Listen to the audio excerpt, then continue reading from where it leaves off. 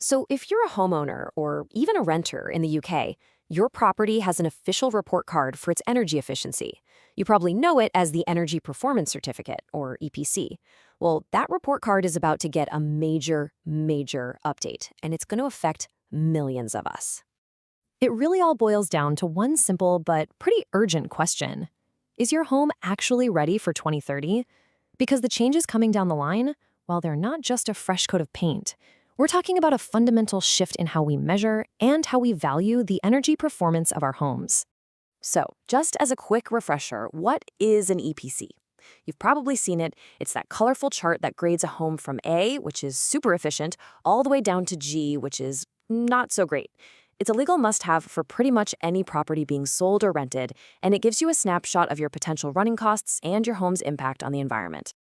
Okay, to really get why your EPC is changing, we've got to zoom out for a second. This isn't just some local UK thing.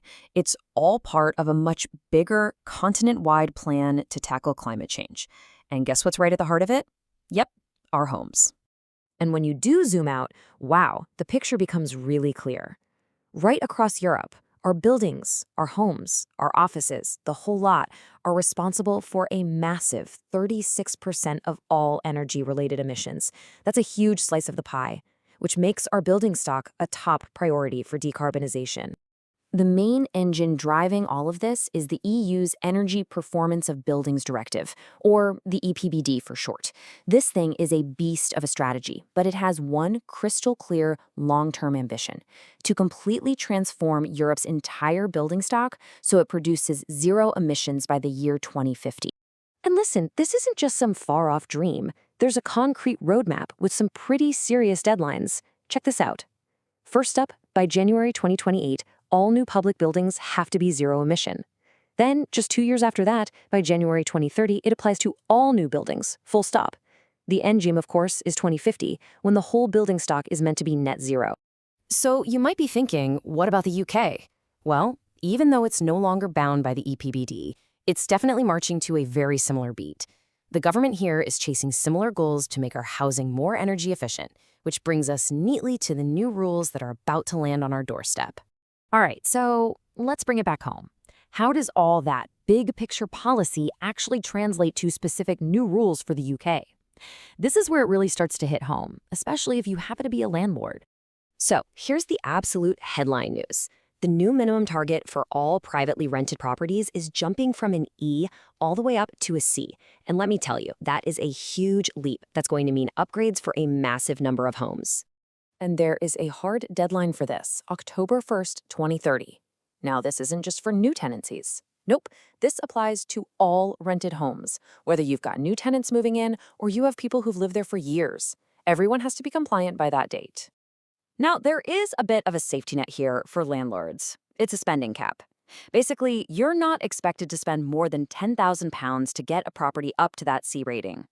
If the work would cost more than that, you can apply for an exemption, but only after you've spent up to that cap. And believe me, they are casting a really wide net with these changes.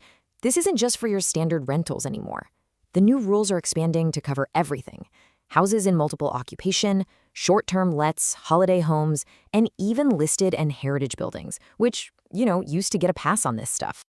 As you can probably imagine, this is putting a ton of pressure on landlords. This quote here from January 2026 really sums up how some of them are feeling, that the costs and the hassle are just becoming too much, and it might even push them out of the rental market altogether. But it's not just about hitting a new target, oh no. Part of the challenge is that the entire system for how an EPC is calculated is getting a massive overhaul. We're moving to a smarter, way more accurate system that actually reflects how a home performs in the real world. This new system is called RDS AP10, and it's rolling out from June of 2025. Its whole philosophy is really simple. It's about shifting away from just making broad assumptions based on a house's age and moving towards requiring specific on-site proof for everything.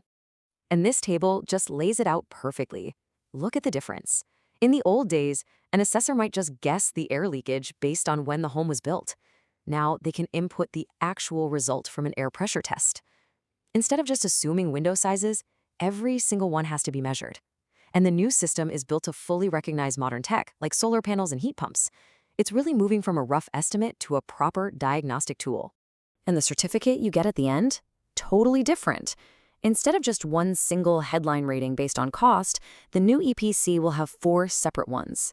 You'll get a grade for the building's fabric, another for the heating system, one for its smart readiness, and then the energy cost. It gives you a much richer, much more useful picture of exactly where your home is doing well and where it could do better. Okay, so with all of this heading our way, the big question is, what do you actually need to do about it?